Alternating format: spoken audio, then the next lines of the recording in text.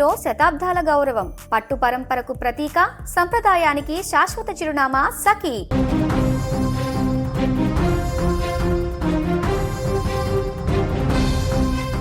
రెక్కాడితే కానీ డొక్కాడని కుటుంబం వారిది. విధి వారిని కఠిన పేదరికంలోకి నెట్టిన ఆ యువతి ధైర్యంగా నిలబడిన తీరు చూసి విధి సైతం వెనకడుగు వేసింది. ఓ బట్టల దుకాణంలో సేల్స్ గర్ల్గా పనిచేస్తూ కుటుంబానికి కొండంత అండగా నిలబడింది. ఇటీవలే ఆమెకు నిశ్చితార్థం ఘనంగా జరిగింది. మరికొన్ని రోజులలో పెళ్లి. అయితే మరోసారి విధి వారి కుటుంబం పైన పగ పట్టింది. ఎన్నో ఆశలు ఆశయాలతో కొత్త జీవితంలోకి అడుగు పెట్టవలసిన ఆ యువతి మృత్యు ఒడిలోకి జారుకుంది. ఈ విషాదకర ఘటన విజయనగరం జిల్లా గంట్యాడ మండల కేంద్రంలో చోటు చేసుకుంది. విజయనగరం జిల్లా గంట్యాడ మండలం నరవ గ్రామానికి చెందిన బోనెల శ్రీను వరలక్ష్మి దంపతులు పెద్ద కుమార్తె రేణుక వారికి.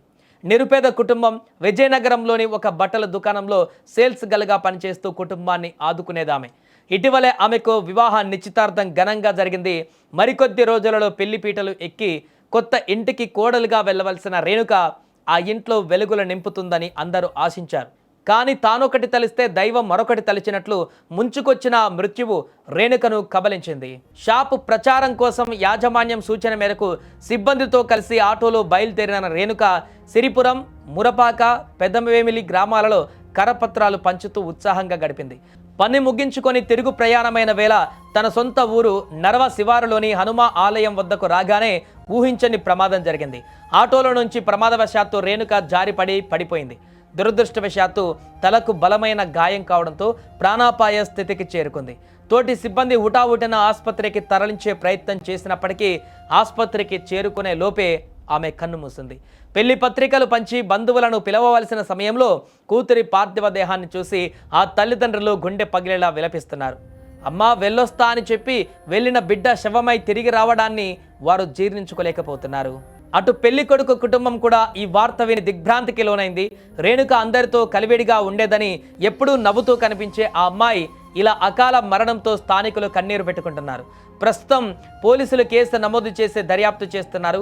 ఒక నిరుపేద కుటుంబంలో పెళ్లి సందడి ఉండవలసిన చోట చావు మేళం మోగింది. రేణుక పెళ్లి కోసం కొన్న పట్టు చీరలు, నగలిప్పుడు ఆ ఇంట్లో నిర్జీవంగా పడి ఉన్నాయి. కలకలలాడవలసిన ఇల్లు కన్నీటి సంద్రమైంది. నరవ గ్రామంలో ఎటు చూసినా రేణుక గురించిన చర్చలే. ఎంతో పద్ధతిగా ఉండే అమ్మాయి ఇలా అర్ధాంతరంగా వెళ్ళిపోతుందా అంటూ ఊరంతా కన్నీరు మున్నీరవుతున్నారు.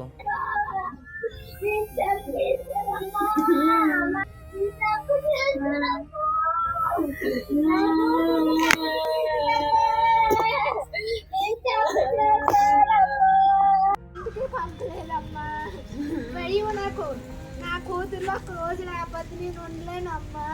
నిజమేనమ్మా, ఒక రోజు నా కూతురు అమ్మమ్మ ఇంటికైనా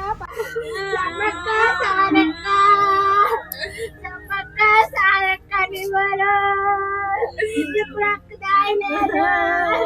సమ్మక్కని దేవుడు తీసుకెళ్ళిపోతా బతకలేవు. మీరు అలా కనిపిస్తే